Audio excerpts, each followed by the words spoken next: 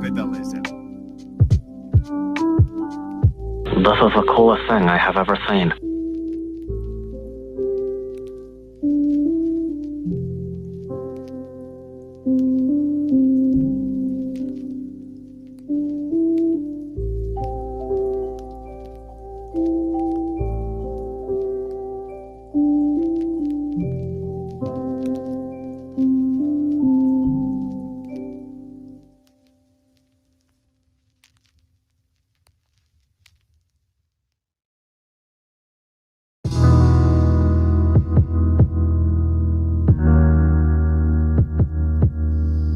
Irritating!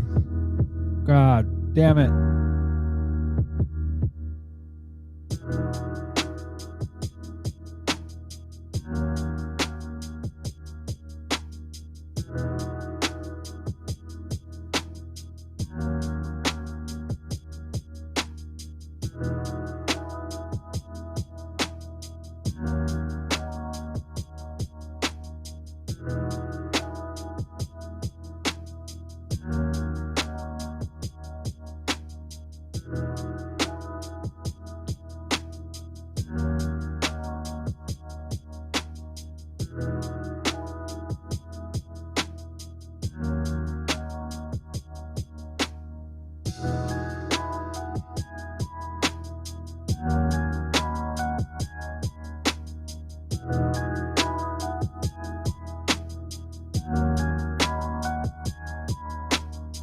Welcome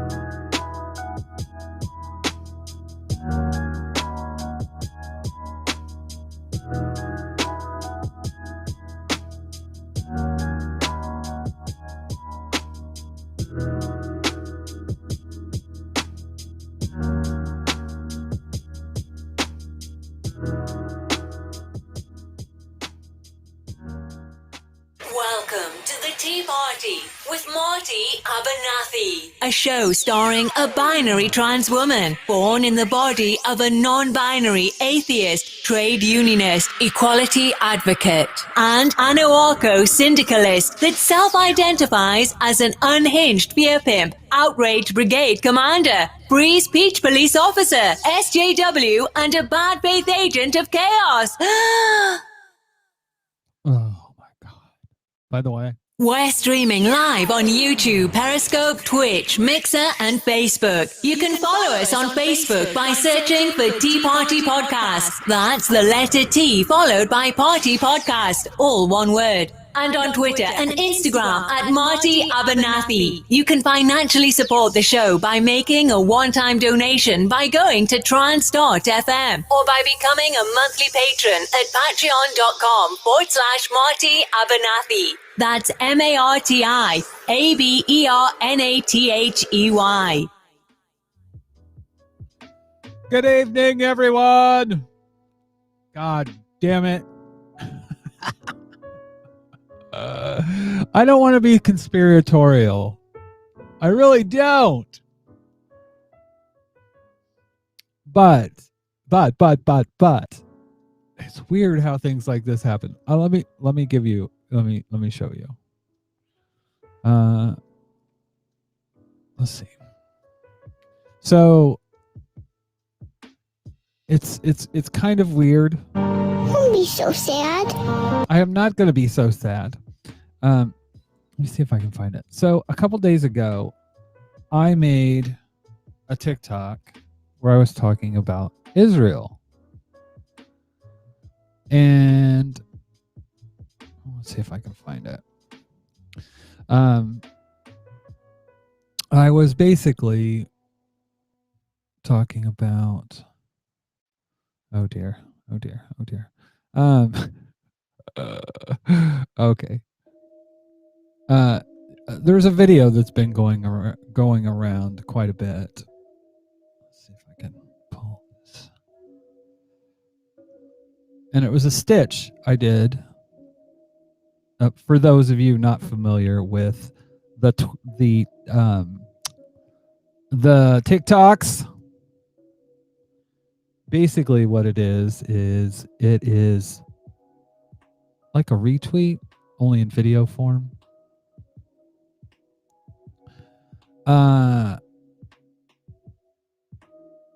Hello, everyone in the chat. Welcome. So I want to switch over to how's everybody doing in the chat? I'm fucking doing awesome. I'm trying not to, I really am not trying to be conspiratorial about this shit.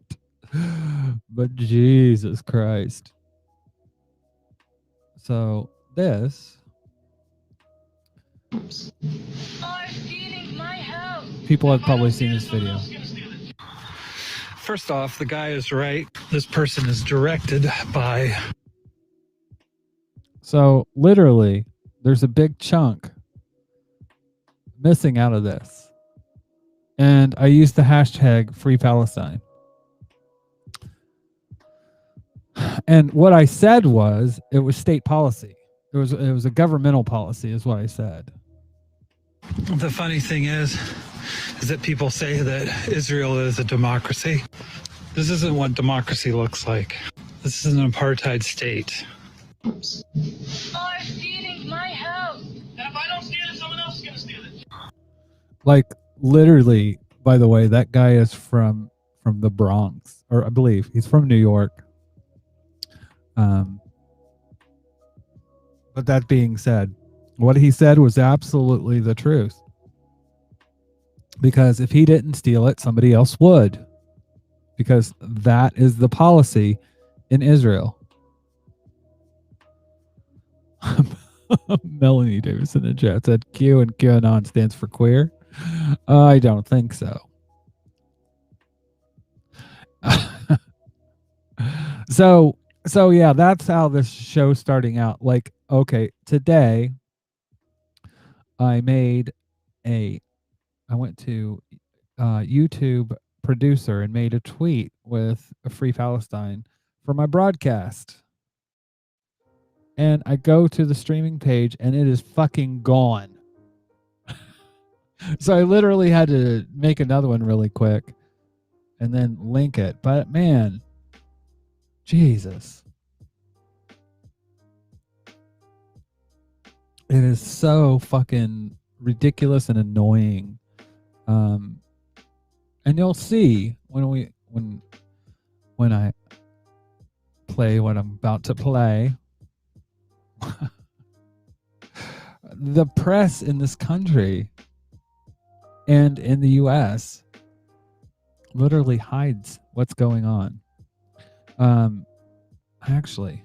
Because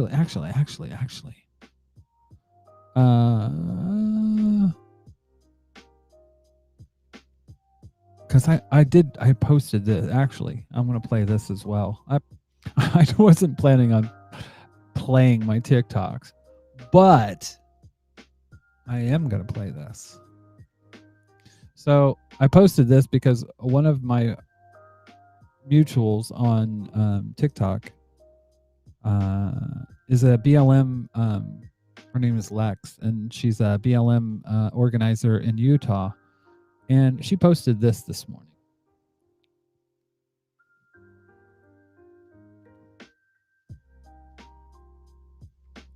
Oh, come on. In regards to Palestine, please excuse my ignorance. I am a product. Excuse my appearance. I'm off to the gym for a gym and swim. Yes, this is a very complicated topic. Something to always keep in mind, though, is that the state of Israel, as it is now, is a creation of the United States and the UK. With that in mind, and that it's a colonialist project, and look and see how American and UK media report it.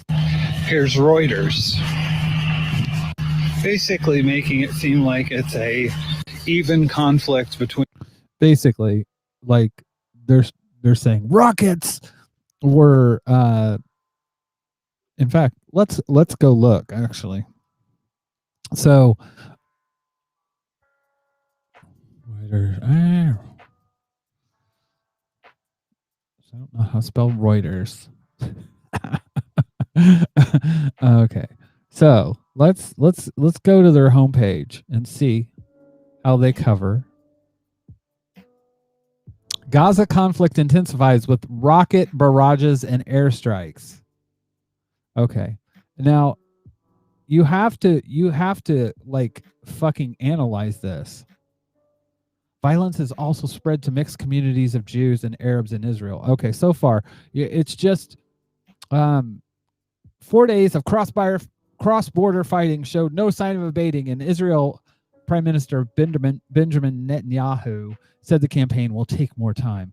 Violence has also spread to mixed communities of Jews and Arabs in Israel, a new front in the long conflict. Synagogues were attacked and attacked by who? The only thing that I saw were Muslim holy sites being fucking attacked. But you don't see that in here. It's some vague fucking synagogues were attacked. Do you show any pictures? Do you show any videos? Fuck no. At least 87 people have been killed in Gaza, including 18 children over the past 4 days, Palestinian medical officials say. Hospitals already under pressure because of COVID-19 have faced further strain. 7 people have been killed in Israel. A soldier patrolling the Gaza border, 5 Israeli citizens, including 2 children, an Indian worker, and Israeli authorities said. Now, here's the thing. They don't explain how they were killed. Because I can tell you, I mean, literally, you're talking about 87 people, including 18 children, versus 5 civilians, 2 children, including 2 children. So 5 people altogether versus 87. And literally, you're talking about soldiers basically in a war. anyways,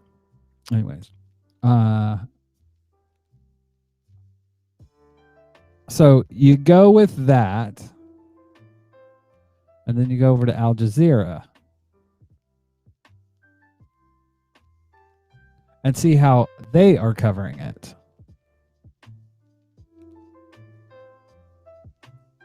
Gaza death toll goes up to 103, including 27 children.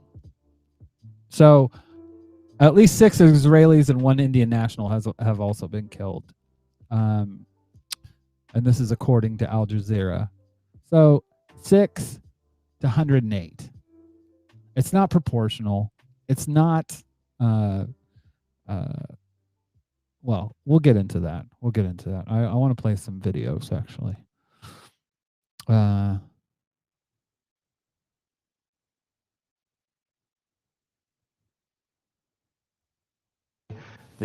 of the major policymakers in this hypothetical Arabic Palestinian state said we need to put those Jews on a diet. In the West Bank, there was. Wait a minute. This is see, now it's my computer. It's a conspiracy of my computer. Crap.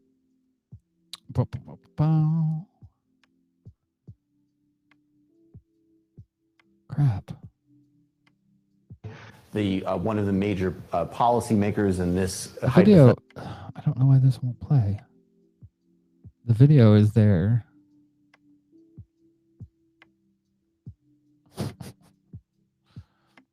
I'm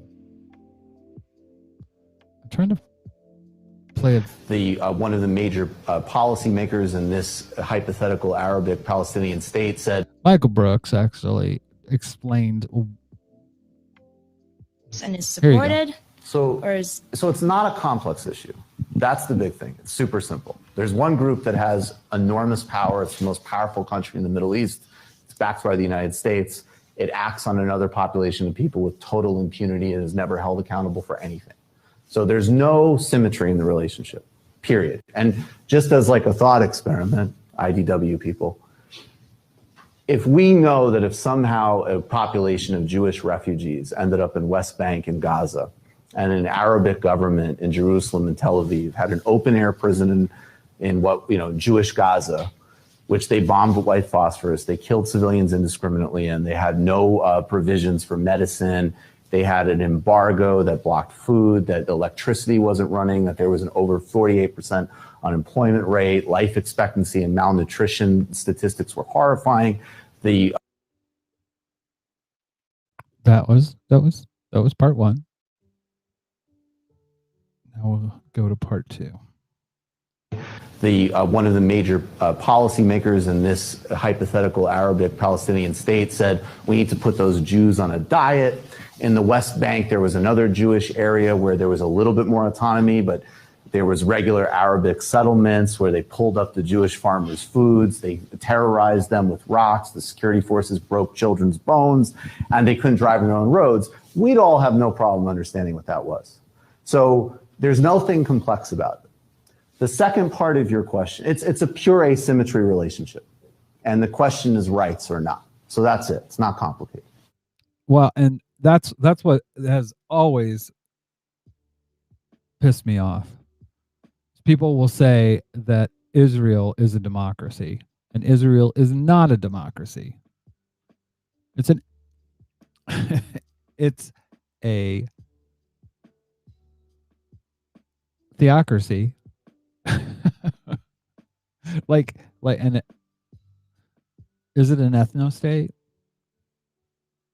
I mean, but that being said, I want to play this. Let's talk about Gaza really quickly. The Gaza Strip is one of the most densely populated areas in the entire world. It has been under a land, sea, and air blockade since 2007, restricting their access to food, water, electricity, medical supplies, and other necessities. Can you imagine that?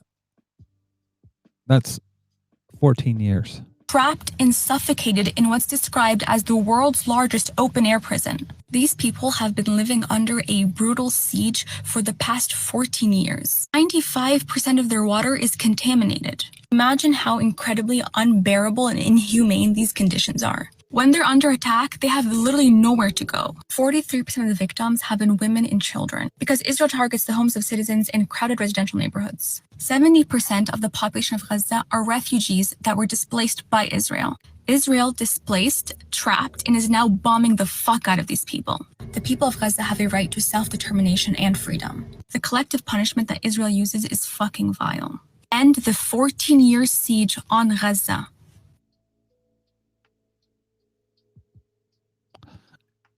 People in Ireland are responding as well, which makes me proud. Some part of the well, not the UK, but somewhere in this region, there are people that are standing up. Taoiseach, we've all watched with increasing alarm and discussed the events in East Jerusalem and in Gaza. We are witnessing again the wholesale flouting of international law by the Israeli state.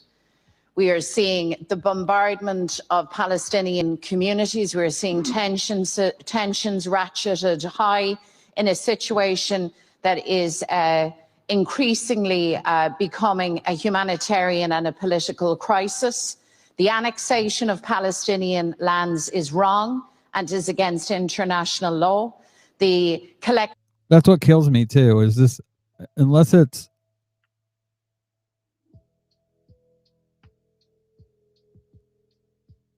oh sorry guys.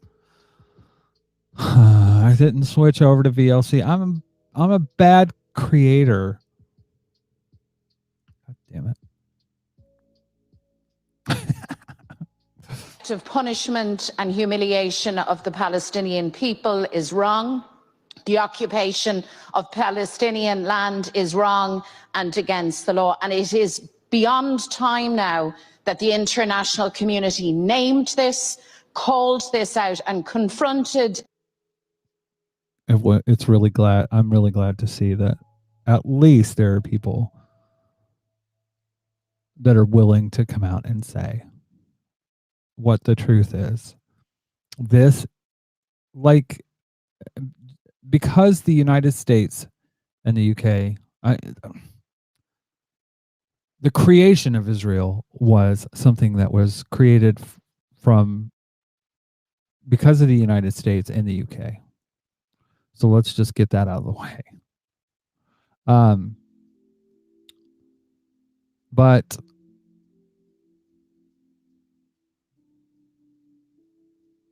there was the Comrade Sparkles once again coming through for saying what it is. What's happening in Palestine is a Holocaust, and y'all need to admit that. I mean, pretty much what he just said. People need to stop calling this a conflict and start recognizing what this actually is, which is an illegal occupation and ethnic cleansing of the Palestinian people. By actual definition, this is a Holocaust. The irony here is that the modern Zionist movement was actually, by and large at the time, not supported by the Jewish community, and the founder of the Zionist movement was also actually anti-Semitic. The Zionist movement actually worked with the German government to help facilitate wealth transfers. This ensured that more elite European Jewish settlers were able to move to Palestine. When given the opportunity by the German government to spare 6 million people from execution, the Zionist movement actually decided to say, no thanks. So please explain to me how saying free Palestine is anti-Semitic, especially when Palestinians are Semitic and there's more Palestinians than Hebrews. Facts. That's what bothers me in this whole thing. And you'll have these people that will sit there and talk about freedom of speech. Where are those people when these kind of facts are talked about, they, like, literally in this country, they want to make criticism of Israel. Which one were you asking? Who was that speaking? Nerd teacher. Well, welcome, nerd teacher. I usually see you on the rebroadcast. It's good to see you here with us tonight. I'm trying to think. What did I have playing? Anyways. Oh, the Irish politician. Let's look. We can play it again, actually. Because I think it does say. Let's talk about Gaza really quickly. Ishak, we've all watched with increasing alarm and discussed the events in East Jerusalem and in Gaza. We are witnessing again the wholesale flouting of international law by the Israeli state. So there's your answer. There was someone from Sinn Féin, Mary Lou McDonald.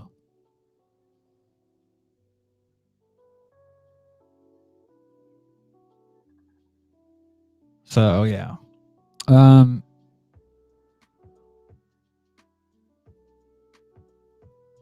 What I find interesting, like even Black TikTok is jumping on this.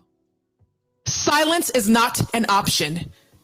Those are the words I screamed all last summer when it came to BLM, and yet on the subject of Israel and Palestine, I've said nothing. Becoming the very person that I told you all not to be. Even more poignant is that I was afraid that people would call me anti-Semitic. But in the face of that fear, I'm telling you now, condemning the actions of the Israeli government is not the same as being anti-Semitic. The two are not one and the same. What's happening in Palestine is a humanitarian crisis, period. But I'll beg to differ with you there. Jeremy Corbyn was called anti-Semitic based on a definition that basically says that any criticism of Israel is anti-Semitic, basically making that policy. So I guess I'll never be in the Labor Party. Because I just broadcasted that yeah, it's an apartheid state. And these things don't Jeremy Corbyn was an anti-Semite. We can you can he was one of the most moral men in politics. And this is what the media did to him. They basically made him into a Zionist or anti-Zionist. Not even an anti-Zionist, an anti-Semite. And the Zionist project is literally a colonialist project. It's colonialism. You know, the people will sit there and talk about, oh, well, you know, talk about colonialism all across the world and how awful it is, but it's happening right now. You know, now this isn't just history. Anyways, continue. I don't want to just talk about it and give thoughts and prayers. I want action. Jackie posted a video with the great link in her bio about what's happening in Palestine and how to help. If you'd like to learn more, click the link in my bio. So it's good to see that people on different media platforms, and I honestly think I'm honestly between Twitter and places like TikTok, social media, these videos are going viral, and I think that's pushing people to have this conversation, which I think is beyond pastime. I mean, literally, you're talking 14 years of fucking occupation, and imagine living in those conditions, having half your people unemployed. It's unbelievable. CNN's reporters had to take cover. And this is another video. They want to talk about these rocket attacks in Israel. from Hamas. From missile fire while reporting in Gaza. And Anthony Blinken, Biden's Secretary of State, said both sides need to de-escalate, but Israel has the right to defend themselves. Oh yeah, Anthony, is Israel leveling homes with missiles they got from the U.S. government, what you call self-defense? Here's a recent video of a security guard evacuating a building before the IDF blew it up. Is that what you call self-defense? This isn't a two-sided conflict. This is an ethnic cleansing that's both funded and supported by the U.S. government. They're acting like these souped-up fireworks from the Palestinian resistance are the same as the Israeli rockets purchased from the military-industrial complex. But this is how corporate media works. They'll show you the bad things happening around the world. They'll show you the violence that's happening in Israel. They just won't tell you that the U.S. has spent $3 billion a year to fund and support that violence, or that this has been happening for over 50 years. Like CNN says in this segment, they need to de-escalate before it's too late. What is too late? 75% of Palestinian people are refugees. Over 20 people were killed this week, including multiple children. It's already too late. Free Palestine. That's that easy. That is that easy. And those are facts. So I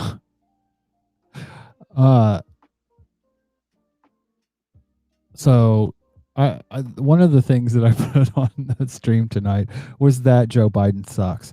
This is Biden. The next few videos are why Biden sucks so bad. Biden comes out in support of Israel and the far-right Netanyahu government and says Israel has a right to defend itself. I mean, this shouldn't be surprising. Democrat, Republican, they all continue the same imperialism and support far-right governments across the world. It's like Israel has a right to defend itself.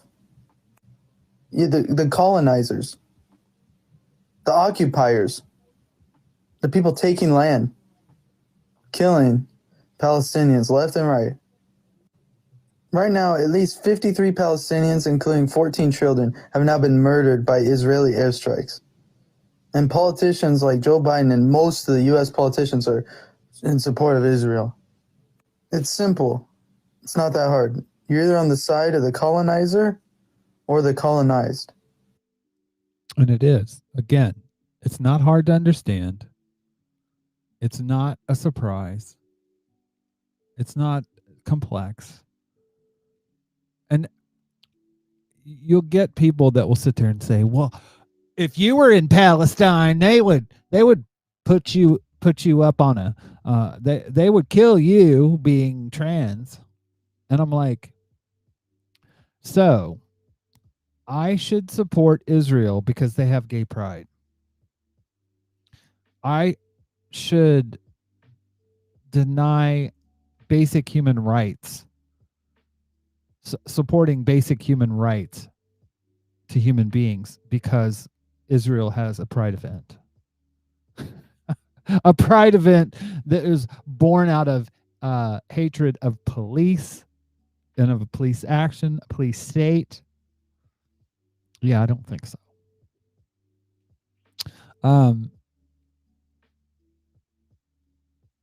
I can disagree and not like how they would treat me, but that doesn't remove my humanity, my caring about other people's basic human rights. Just even if they would hate my guts and want to kill me. So, yeah. But again, Joe Biden sucks. If we look at the Middle East, I think it's about time we stop, those of us who support, as most of us do, Israel in this body, for apologizing for our support for Israel. There's no apology to be made. None. It is the best $3 billion investment we make. Joe Biden said this when he had less hair. So this is a while ago. Still finance, and we're still giving them the same money that we gave them back then. Were there not in Israel... Some random geek in the chat says, but Marty, don't you know the rockets being fired on the Gaza Strip have a gay pride flag painted on it? Don't you support that? Yeah, nope. Yeah. Oh my God. So literally, he's saying the part out loud that's kind of shocking. Were there not an Israel, the United States of America would have to invent an Israel. They did, and they have. To protect her interest in the region. What the fuck? This is what I don't get. Because Leto. Hey, babe. Hope you're doing all right. Hope you're feeling all right. Welcome, welcome, welcome. But the fact that Biden is saying here that if Israel didn't exist, that it would have to be created. It is a created. It is a. I'm trying to find like a metaphor, but like if I went up to Scotland and basically found somebody that was from England and pulled them out, said, "This is my home now," because I have my heritage is Scottish and Irish, and this is my land. I mean, people would be shocked and wouldn't let it happen. But this just, it literally is in the interest of the United States. Aw, Leto said she's not feeling good, but wanted to say hi before going to bed. Well, I'm glad you did. Thank you for doing that. Nerd teacher Nicole, as she said her name is. I don't have any problem saying nerd teacher. But Nicole in the chat says same-sex marriage cannot, quote, same-sex marriage cannot legally be performed in Israel. Israeli law allows same-sex marriages performed elsewhere to be registered but not recognized. Well, and the thing is, I mean, I don't care if it was legal there. I don't care if there was a machine that trans everyone. I don't care. I don't care if it was the most liberal place on the planet for trans people. I don't care. That doesn't make denying someone basic human rights all right. It doesn't justify it. It isn't okay. Anyways, so, but this is something that I want to just rail on. The United States would have to go out and invent an Israel. Well, he said, let me find this one part. Protect her interest in the region. Protect her interest in the region. What interests are protected that we need to spend $3 billion a year in Israel? What is being protected there? I want to know. What's being protected there? What interest? Because I have an idea. I think it's corporate interest. As per always. The government's doing the bidding of the private corporations. I mean, because what do the American people gain? What do they gain by this $3 billion a year? I don't understand. Please enlighten me. What interests do we have? How does it serve the American people at all? But a country that's in the same fucking region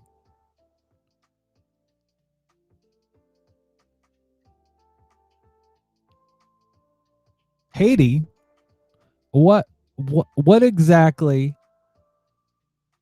what exactly is Joe Biden's position on Haiti? If Haiti just quietly sunk into the Caribbean or rose up 300 feet, it wouldn't matter a whole lot in terms of our interest. The leading editor of a paper in the Delaware Valley asked their reporters to come down and talk to me and said, why is Biden so concerned about Bosnia and not about Haiti? Is it because blacks are involved in Haiti?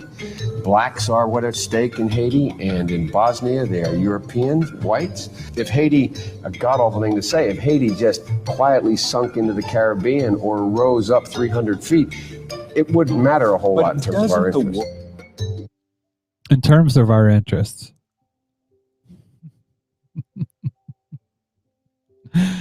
Oh my God. So he definitely. If we look at the Middle East again, I think it's about time we stop, those of us who support, as most of us do, Israel in this body, for a. Yeah, most people do. Most people do. In fact, I wanted to share this. I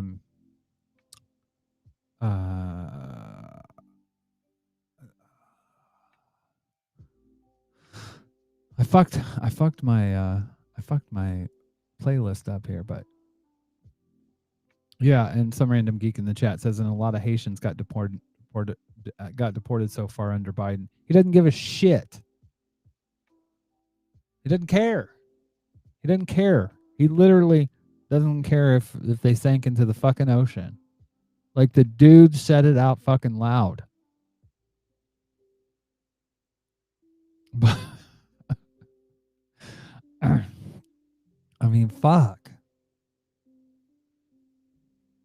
How do you do that? How do you say that shit with a straight face?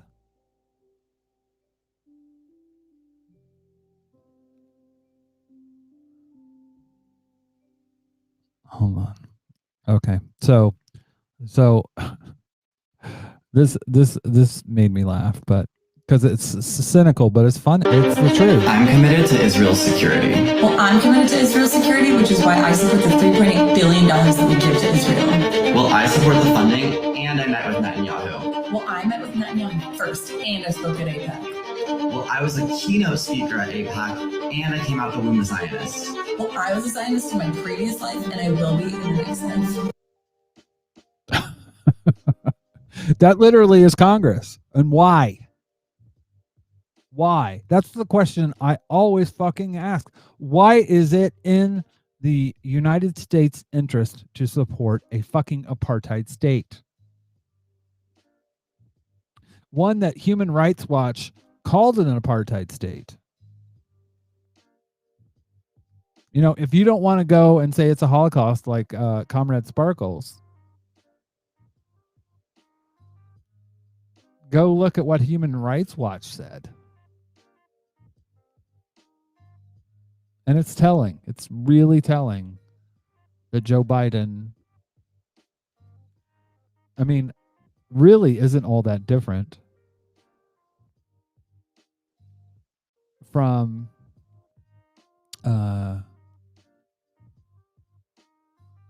Donald Trump in this.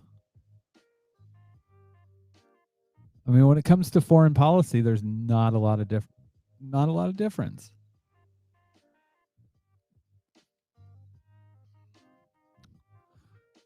I mean, Bill Hicks used to do a comedy routine saying, "This is there's two puppets and they have one string, and they're my politician is on the left, my politician's on the right. Hey, there's a string and they're both being." That's what it seems like, because literally, I mean, there are very few. There's, I think, probably 3 or 4, maybe 5 people in Congress that are standing up for the Palestinians. Rashida Tlaib is being one of them.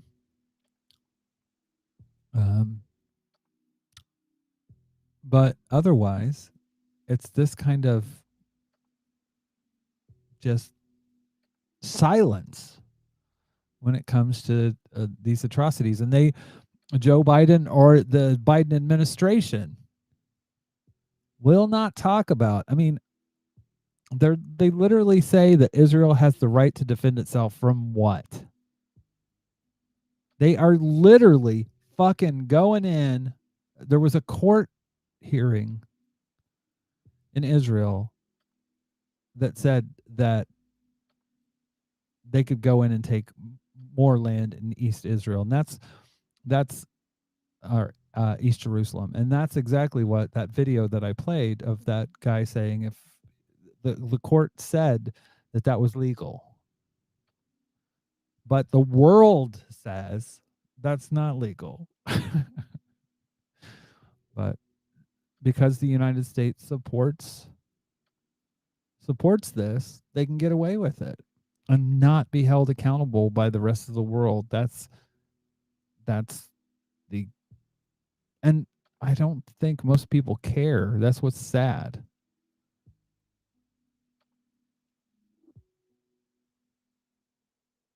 It makes me sad and frustrated that more people don't care, because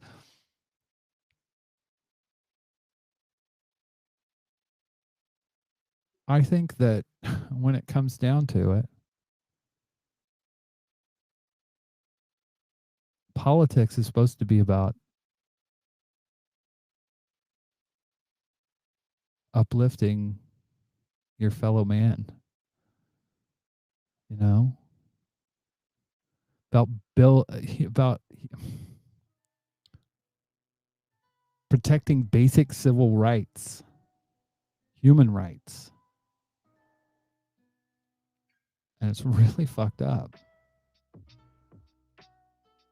This is fucked up. It just, I get really frustrated with the media, and I try, there's a lot of rabbit holes that you can go down and sit there and go, well, it's all a Jewish conspiracy, blah, blah, blah, blah, blah. I'm not going to do that because I don't believe that. But there is a powerful lobby in this country, literally powerful enough to get Jeremy Corbyn kicked out of the Labour Party.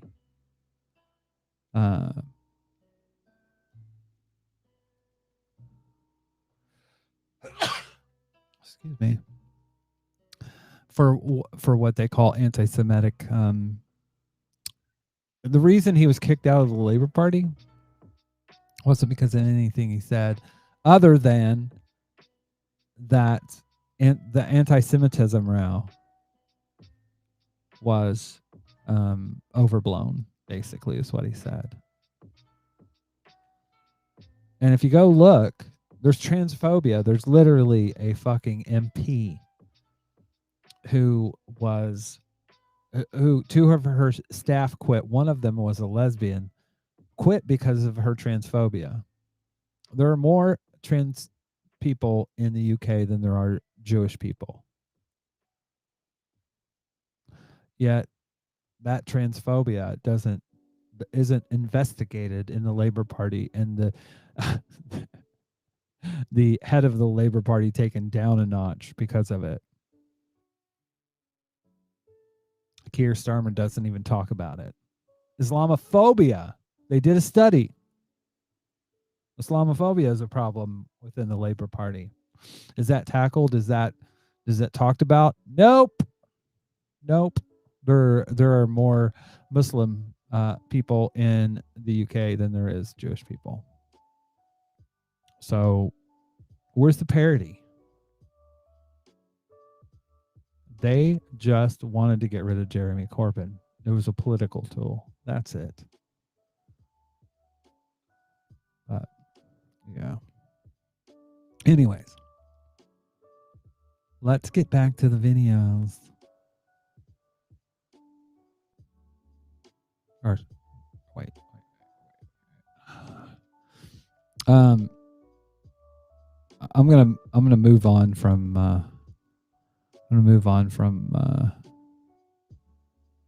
this stuff and talk about for a minute the press, like how literally the press can hoodwink people and cause, basically,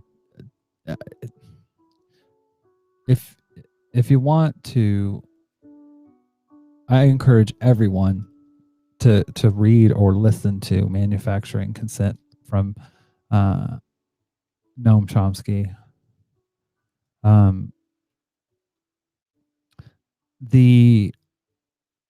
But that's what's happening here. Manufacturing Consent. There is a 1992 documentary that explores the political life and ideas of Noam Chomsky. Blah blah blah blah blah. The film presents and illustrates Chomsky and Herman's propaganda model thesis that corporate media, as profit-driven institutions, tend to serve and further agenda of the interests of the dominant elite groups in the society. A centerpiece of the film is a long examination of the history of the New York Times coverage of the Indonesian occupation of East Timor, which Chomsky says exemplifies the media's unwillingness to criticize an ally of the elite.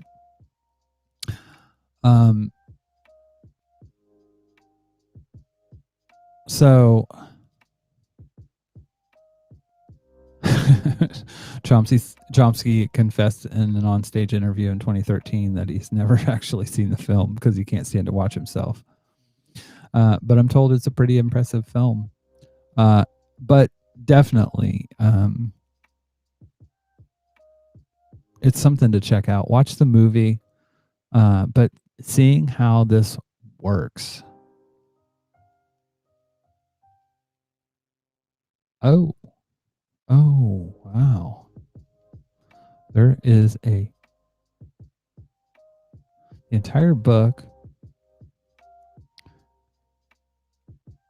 The first half of the book, hyperlinked to the relevant portions of the film audio, is available online from Z Magazine. The entire book is available as a PDF document on the Region 2 DVD of the film. So anyways, the propaganda model talks about ownership, advertising, sourcing, communism and fear, and then goes through case examples. And it's a really, really good breakdown of how this stuff works.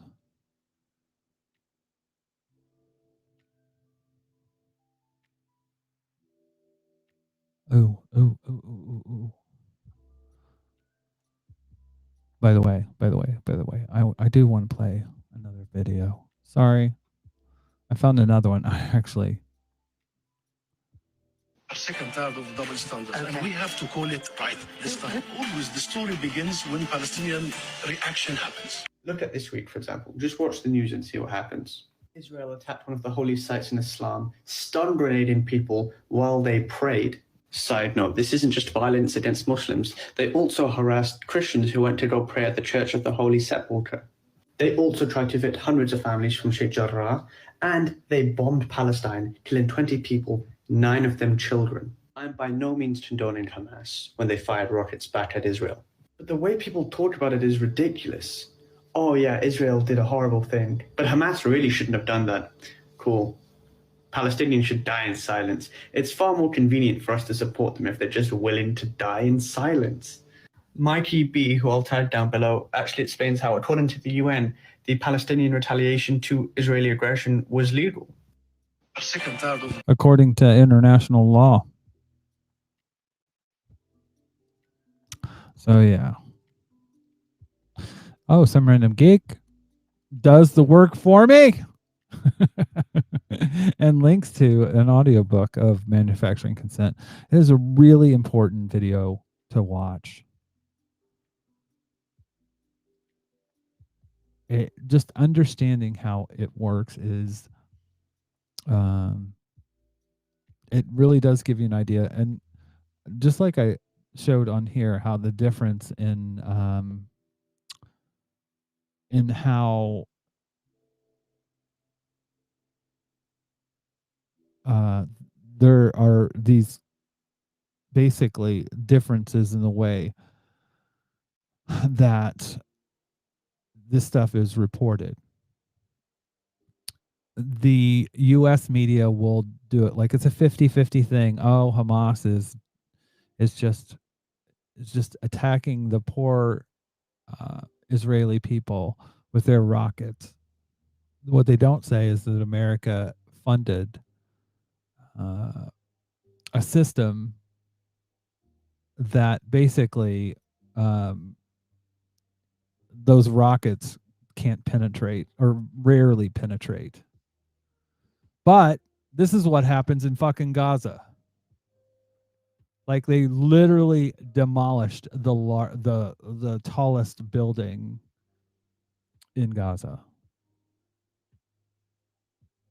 So there's no telling how many people have died that they just don't know about yet. So anyways, thank you, some random geek, for posting links to that. I really, if you do one thing, if you listen to me in one thing, is fucking watch Manufacturing Consent.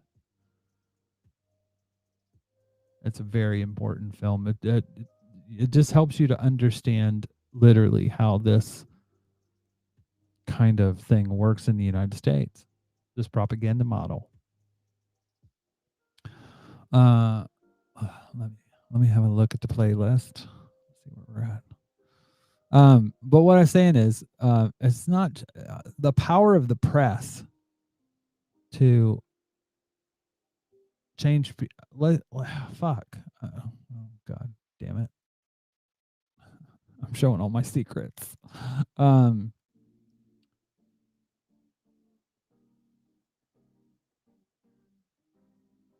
Like, if you look, I mean, George Bush. Oh, George Bush. Bush. Polling. Public image of George Bush.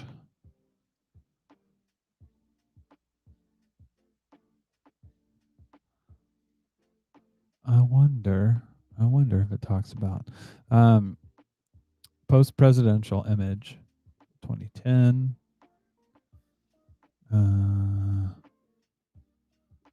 But there has been people that are trying to I'm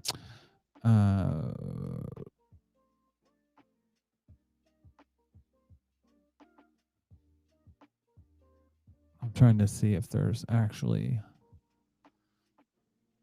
let's see if we can do this in the last month.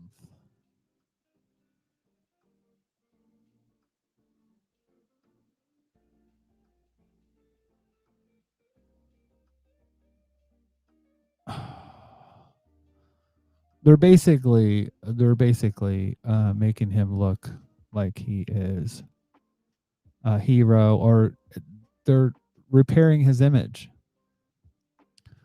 None of this actually shows it, but if you look, there's let me see if there's George Bush. What would you call it? Repairing image.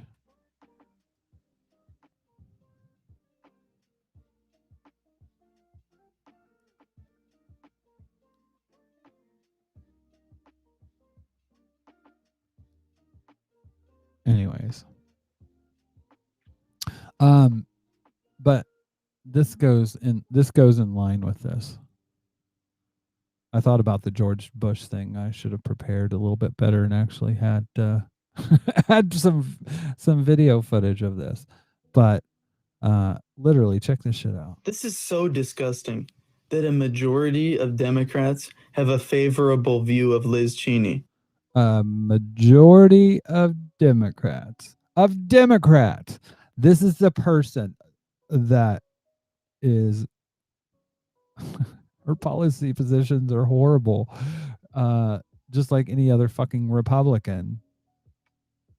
Anti-gay marriage. I mean, you can go down the list. But, you know, the homophobic warmonger, daughter of Dick Cheney, who lied us into Iraq, and him and Bush tortured people. Like literally, like Dick Cheney is, yeah, this is a YouGov poll published in May of this year. 1,500 U.S. adults polled.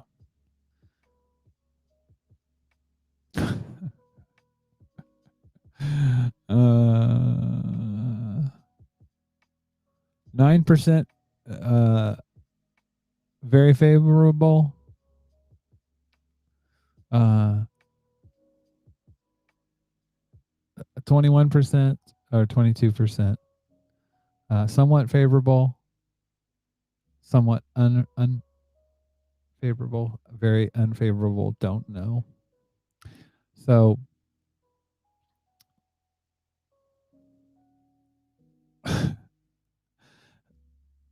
38 fucking percent, 38% of Biden support, of Biden voters think that Liz Cheney is fucking awesome.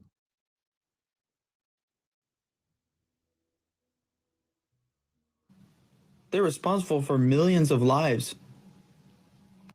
Like literally, like George Bush and Dick Cheney, I don't care what you say. They did much more awful things than Trump. The Iraq War. People tend to forget that. Like literally, they decimated the people, and the people in Iraq to this day don't have electricity. Basic shit.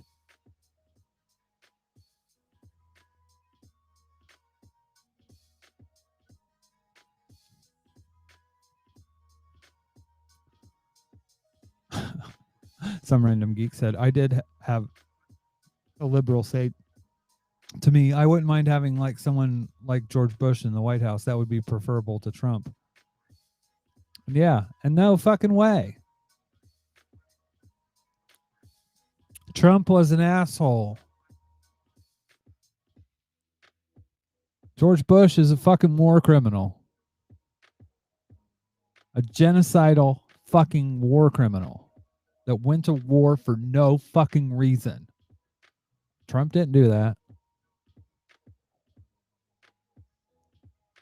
It's just, it blows my mind.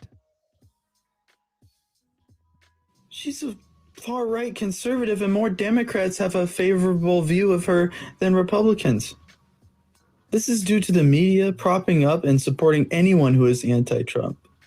It could be the devil himself, and they'll praise him. But this just goes to show you the power of the press. This is what happens when the press literally has a narrative that they push on every fucking channel, you know? Liz Cheney suddenly becomes a fucking hero. And she's not. Sooner or later, Liz Cheney will just join the Democratic Party or be a host on MSNBC or CNN. Is the bar so low that any Republican who respects Biden as president and says he won the election, we just up and support and think they're great? Yeah, but Republicans and Democrats are different. That's the thing. They are different, but it's fucking minuscule. It's minuscule, and this is the end result of what happens in elections. You know, elections have consequences.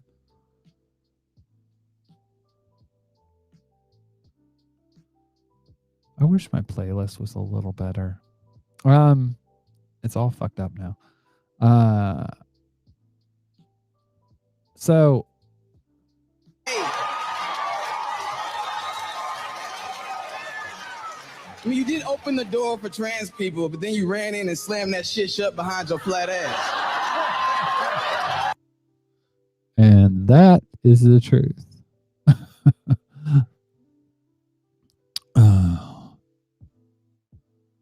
That is the truth. She literally, as many doors as she opened. She slammed him behind her, and she's doing it now. The stuff that she's doing with trans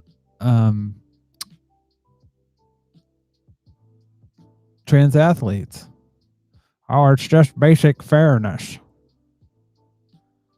Even though that is not what the experts say.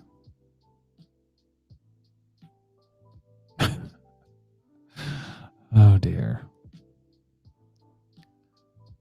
But the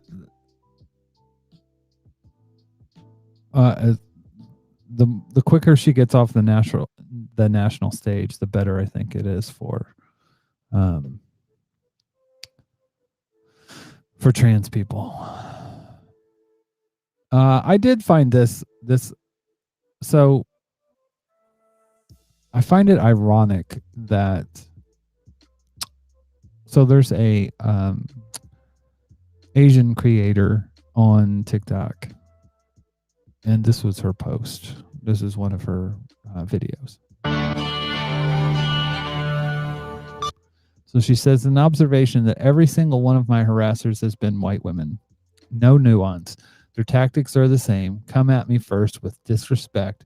When I go after them, cry, gaslight, tell people I should have been nicer, manipulate narrative, and throw around false accusations. They are nice to their fellow white women who intervene in my defense. They only stop when white men tell them to knock it off. And I'm not saying all the time, but a lot of the people that most radfems are white women, and they're privileged white women. And I will always stand up for black women because they always stand up.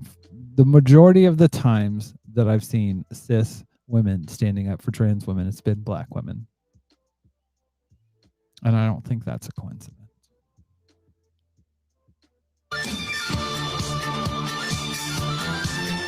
I need to turn that down before I get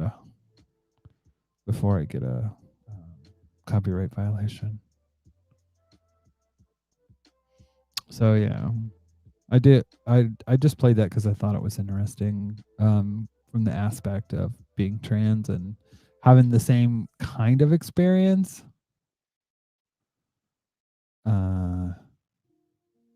I found this interesting too. This is literally a history of how misogyny affects more than just cis women. Experienced by cisgender women. Today we're going back to 1980 to look at Julia Grant, a trans woman who had recently had a breast augmentation as part of her medical transition journey. The doctor overseeing her transition, John Randall, responds with anger towards her decision to have this surgery. Saying what I was doing, it's a medical matter, just a personal choice. I like to be informed. So once again, you're overstepping your mark. I don't like it. Randall's desire to control women's bodies is illustrated in his anger towards Julia for making a choice about her own body. He dehumanizes Julia and ignores her bodily autonomy by making the suggestion that her surgery was not a personal choice. Where myths preside of the ease of a medical transition for trans people, it's important to emphasize that the lack of bodily autonomy and dictation of what makes an acceptable woman from male doctors is a version of misogyny that impacts all women. Violent. Oh.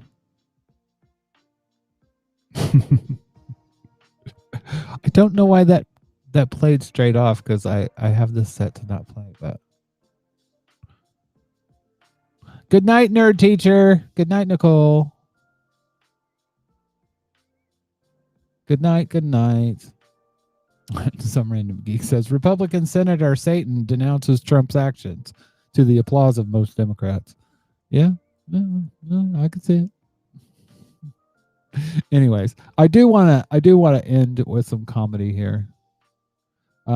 This made me piss myself laughing. Violence never solves anything. We need to appeal to our enemy's humanity. If you break a Nazi's arm, he has 50% less arms to do Nazi shit with.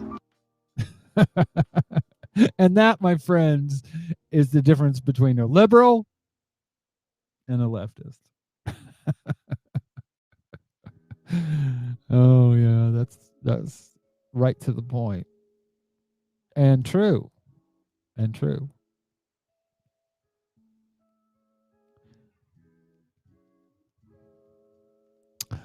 I'm just double checking to make sure I haven't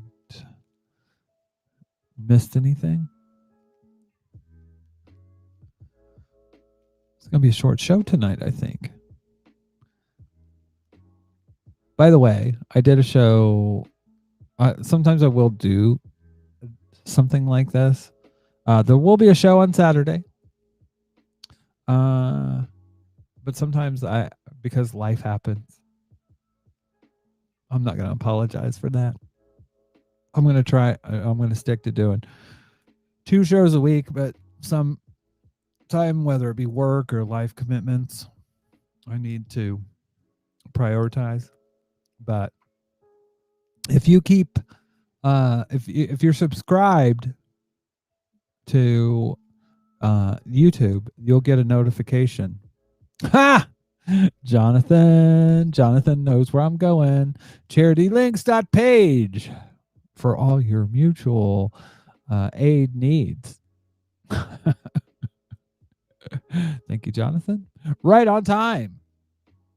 I do have another video. This is a palate cleanser after all that crap.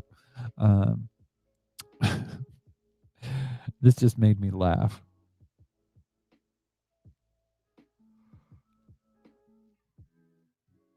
How to act when you see an attractive person. Make eye contact. Now look down, hold 1, 2, slowly look back, now look away. Soft smile, scratch your neck, lick your lips. Make eye contact. Now wink. Now with the other eye, now with both eyes. Now smolder. More fierce. Stick out the tip of your tongue, now swallow really hard. Big deep breath. Eye contact. Now bite the tip of your finger. Now bite the middle of your finger. Now bite the base of your finger. Pull it out. Now subtly sniff your finger. Eye contact. Slowly start nodding yes. Yes.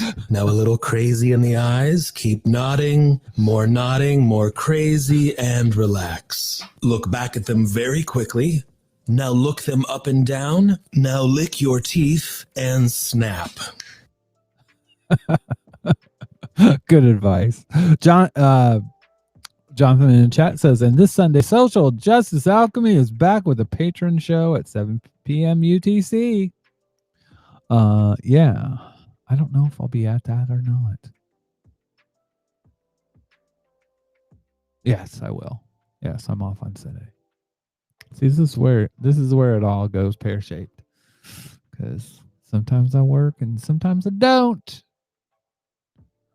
But I usually prepare for the show a couple of days before. Believe it or not.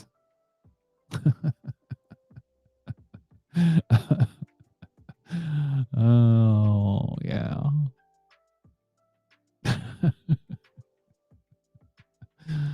Oh, dear. I gotta have at least one. Thank you for your patronage. Thank you, everybody, for coming tonight. If you have any, by the way, if you have any ideas for the show, if there's anything that you like or don't like, don't hurt my feelings. But yes, let me know if there's stuff that you'd like to see more of. Because I'm trying to,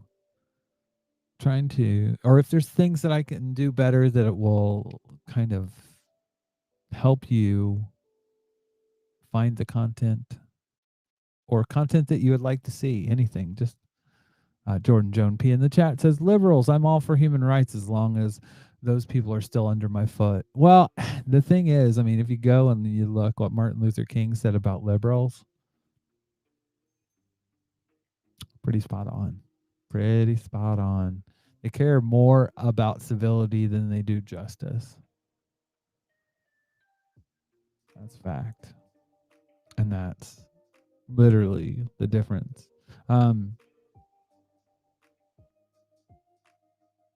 That's why I consider myself a leftist and not a liberal. Anyways. Let me see. Oh. I'll play this as well. This is actually from the last show, the show we did on cancel culture. I had a comment, and I thought it was interesting. I got this comment on my YouTube channel in a show we did talking about cancel culture, which in reality, I think is accountability culture. It's anyone from Lindsay Ellis to Pierce Morgan. Those two pretty much canceled themselves. And why? People were trying to hold them accountable. And they quit. They weren't forced off. But even when people are fired from their jobs because of something they said or did, that's being accountable for your words and actions. Your words and actions have consequences. I think the more privilege you have, the more surprised you are when you're held accountable for your actions. Because oppressed communities are always held accountable for their actions and judged by the actions of one rather than seen as individuals. Double standard. And we have to call it. That's I think that's spot on. By the way,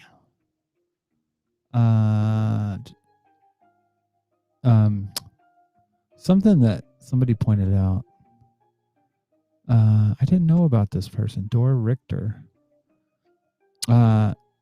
She was the first known person to undergo complete male to female gender reassignment surgery.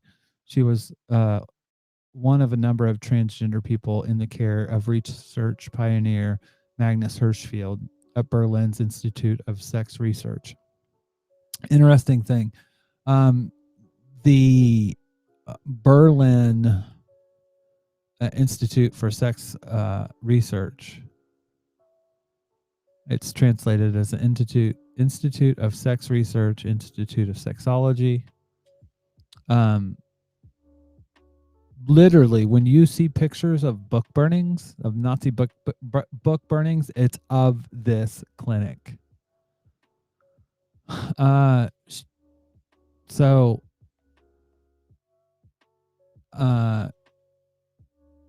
she started presenting female very early in her life, and says she was arrested for cross-dressing from time to time, serving in prison before being released by a judge into the care of Hirschfeld. She worked as a domestic servant in the institute, one of the rare places where trans people could be employed. And it talks about the surgeries. I don't really like to, because that's not important. So she was the first person to have SRS or GRS. That being said, in 1933, with growing influence in Nazi Germany, Hirschfeld fled the country. A mob of students attacked the institute, and the state authorities then burned its records. Richter is not known to have survived this attack, so I wanted to point that out. So very sad, but a trans history that people don't. People want to talk about, oh, trans people are a new thing. Like literally, this was in the 1920s and the 1930s. We are not new. And today is I don't know when this was, but it says in 1933 in the Nazis' eradication against trans people, they attacked the Institute of Sexology. Around 20,000 books and journals and 5,000 images were destroyed. The famous Nazi book burning photos are taken from that fire. Also seized were the Institute's extensive list of names and addresses along side research into other factions of the LGBT community in general. So yeah, people who think that we appeared yesterday, there's a reason you think that. And as Jordan Joan P in the chat says, rest in power. Yes, definitely. But it's good to remember that the reason that people don't know about trans lives is because it was part of the destruction of history in the Holocaust. Anyways, I have no palate cleanser after that, but I just remembered that it was there and I just wanted to share between it. two forces. And yeah. So anyways, y'all have a good night. I'm going to leave the music up for a few minutes. But thank you for coming. Thank you for tonight, for showing up. I appreciate it.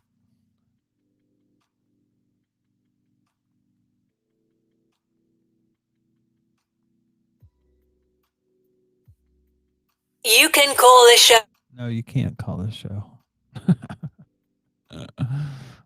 We're streaming live on YouTube, Periscope, Twitch, Mixer, and Facebook. You can follow us on Facebook by searching for Tea Party Podcast. That's the letter T followed by Party Podcast, all one word. And on Twitter and Instagram at Marty Abernathy. You can financially support the show by making a one-time donation by going to trans.fm or by becoming a monthly patron at patreon.com/Marty Abernathy. That's MartyAbernathy.